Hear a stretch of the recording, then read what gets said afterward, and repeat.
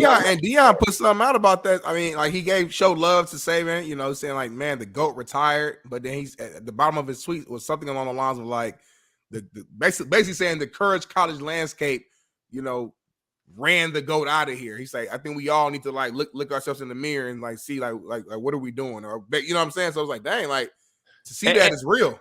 And it's so deep, and you and I could talk about this all day. It's so deep, because to be honest, it's like these guys in the chat that came in early that don't have any respect for the profession, or these people that have coached your sons and daughters and made them from boys, turned them into men. No respect for those three guys that just called it quits after all these years. Combined, what do they got? 20 championships? So. But winning off the field is even more important, in my opinion, to what they've done to these kids and these guys, growing them, teaching them how to be men and boys, from boys to men. But here's the thing. I don't think they realize, like, 90% of these coaches out here today are like these chat guys that never coached or played, who have no respect. Mm-hmm. And they're out there right now. Because I saw Shedeur Sanders do it, which, again, irks me, homie. I got to be honest, dog. It irks me. And his daddy says one thing, but then his daddy allows his son to say another thing on social media. And to me, it's the epitome of what's wrong with why Saban, and this is why Saban left. 90% of these coaches, dog, are trying to get Bama's players today. They're trying to get their players today. Shedeur Sanders is tweeting out, all Bama players, holla. I mean, Jay, but players gonna do that. Like as a player, why don't I want the best players on my team? Like I get it, but what I'm saying is there's not even a pause or a breath being taken for let's just be bad word to say, but for the death. Yeah, I know what you mean. Rest in peace for a couple days, dog. Your daddy's Deion Sanders. He just made a very insightful tweet about, and then you turn around right after and post that. To me, it means either it's A, calculated, or B, the right hand don't know what the left hand's doing. Well, no, I just think, listen, we're going to always connect everything the son do to the daddy to the son. Shedeur's he's young, but he's a grown-ass man. So we all got phones. Like my mom and dad or whatever, they didn't know everything I'm tweeting out and everything I'm putting. Like, I controlled my phone since fucking a senior in high school or whatever, high school. So like, I'm just saying, I hear what you're saying, but I don't think you like Coach Prime as a older man in the game who's an actual coach and who understands what you're saying a little bit more. He's gonna have his coach's hat on and speak from his point of view. And then Shedeur, who's a current player at Colorado, who as the team has a badass year. Yeah, maybe he doesn't fully care about the young guys. Maybe don't look at these guys like that because they're young. Like they don't understand the full scope of the greatness that Saban, Pete, Bill, all these guys. They know they're great, but they're just young. I mean, these guys are what? These guys are born in like 2003. JB, think about that. I mean, you're born in like 04. These guys don't. Yeah, you can make excuses all you want. All I know is this: my son ain't tweeting that out. You saying that, but I believe he would. Let me tell you this: I believe he would. If he does, the motherfucker's there's gonna be some repercussion. You may not start my first game this year as my son quarterback.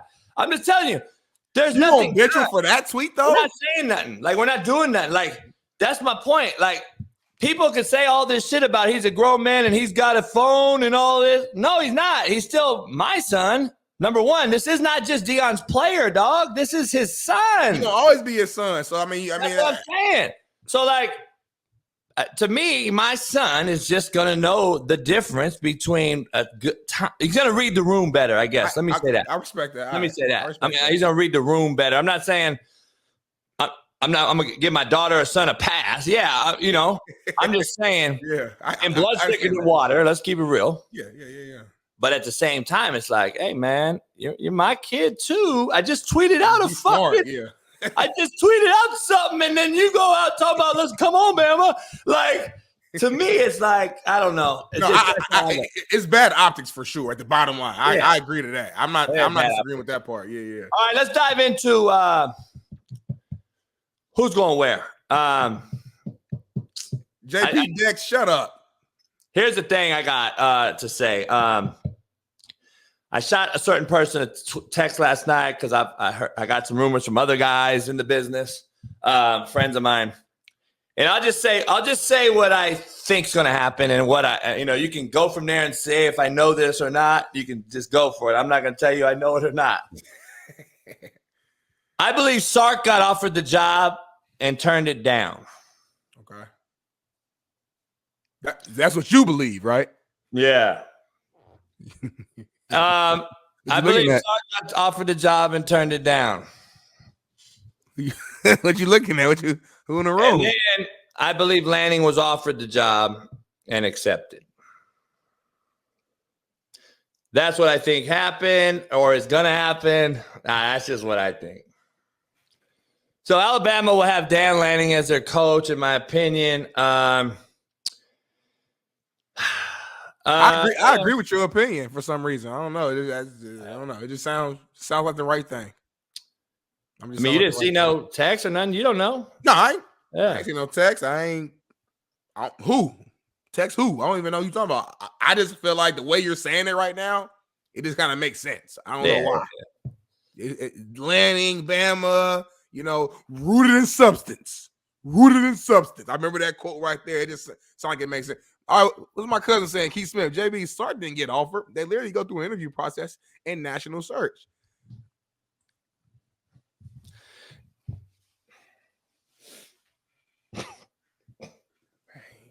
Keith, man. I be trying to fight for Keith, man. That's my little cousin.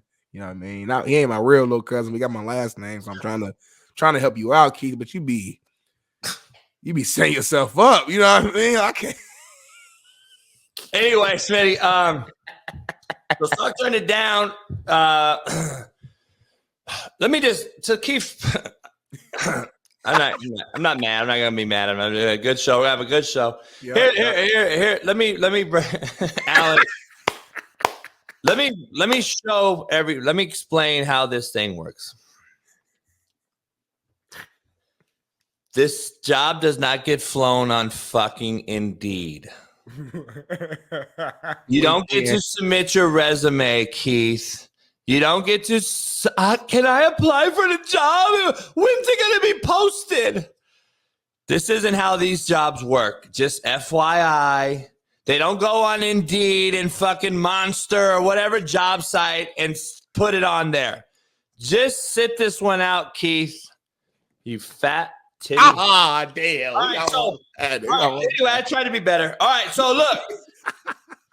There's no Rooney Rule in college. There's no fucking, it's unbelievable. Anyway, here is the deal. I believe that's what's happening right now. And look, Mario Cristobal left Oregon. Willie Taggart left Oregon.